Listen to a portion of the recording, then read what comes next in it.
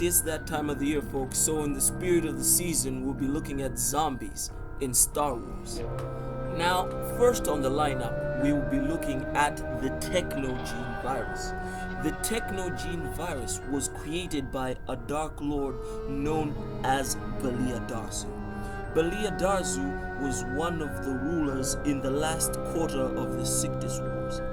Belia Darzu was a Shi'ido who specialized in Sith alchemy, and this enabled her to create the devastating Technogene virus. Now, the Technogene virus was a very effective tool against Belia Darzu's enemies, and although she never adopted the Darth title, this might solidified her standings among the Sith. And with each preceding battle, their numbers grew as the infected even more.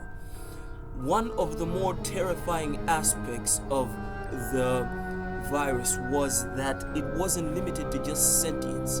They could infect Bantha or Rancor and incorporate them into their ever-growing army. Now, the Technogene virus was a microscopic swarm of bionic spores. Now, these spores, once introduced to the body of the victims, would burrow through the mind and create a series of tumors. These tumors would spread throughout the victim's system, creating them into a semi-bionic zombie.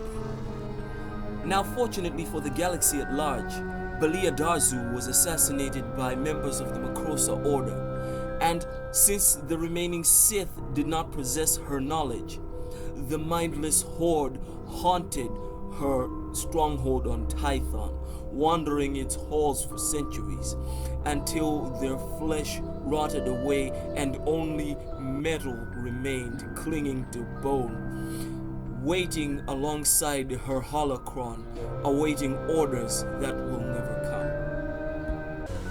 Now, next on the list, we have the Geonosian brainworms. Now, the Geonosians were a hive species whose loyalty to their queen was absolute.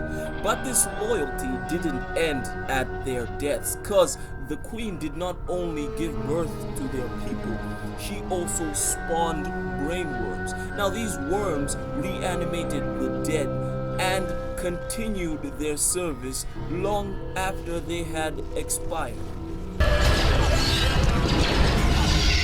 In the second battle of Geonosis, Queen Karina the Great kidnapped Jedi Master Luminara Unduli. This was an attempt to zombify a Jedi Knight, but this plan was foiled by Obi-Wan Kenobi and Anakin Skywalker. Although one of the brainworms managed to infect a clone who brought some brainworms aboard a frigate and infected members of Tangle Squad, including Jedi Padawan Barriss Offee. This put Ahsoka Tano in a nightmare scenario until she found out the weakness of the brainworms, which was cold. And by rupturing the ship's cooling systems, she was able to save her friends and the rest of the clone troopers.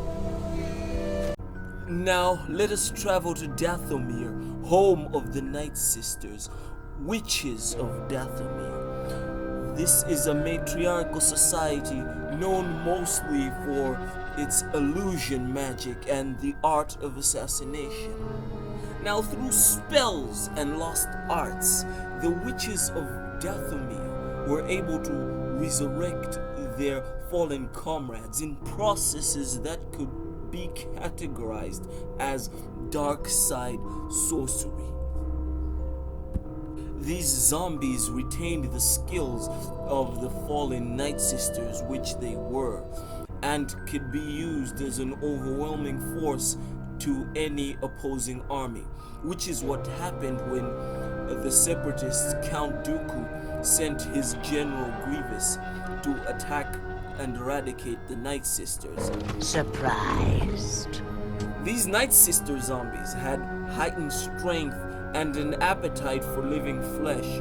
Although the latter was ineffective against a droid army, they still managed to overwhelm and overpower the army for a time, until General Grievous managed to kill the Night Sister Elder, the weakness of this spell was that if the caster was distracted significantly or killed in the process, then the zombies would be returned to the afterlife. And finally on the list is the Blackwing virus, or the Imperial Bioweapons Project. Now this was conceived 4,000 years before the Battle of Yavin by a Sith Lord named Darth Dreer. It was an ill-conceived attempt at immortality, and to say that this attempt did not go Darth Dreer's way is an understatement, because I'm sure the last thing he was going for was flesh-craving walking corpse. 1,000 years later, and another Sith Lord, Darth Scabrous, attempted to succeed where Darth Dreer had failed. But unfortunately for him, his failure did not only resort into his death, but resorted into the transformation of the entire civilization of Ordis Arfostin into the Walking Dead.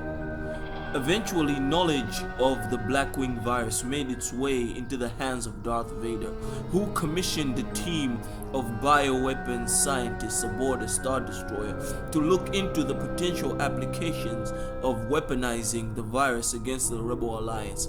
But unfortunately, due to an accident aboard the Star Destroyer, it caused half of the crew to be infected by the virus.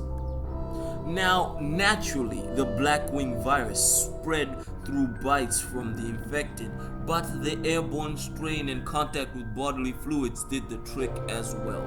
The transformation was quick but very, very agonizing. And like the brainworms of Geonosis, the Blackwing virus possessed a hive mind, which made it terrifying because if one zombie knew where you were, the rest did too. And as if that wasn't bad enough, these zombies could learn how to use technology and to some degree use the knowledge and skills of their deceased host in the pursuit of prey. But anyway guys, which one of these zombies do you feel is the worst to deal with? I'd like to hear from you in the comment section. Thanks for the view, like, share, subscribe, and I'll see you in the next one.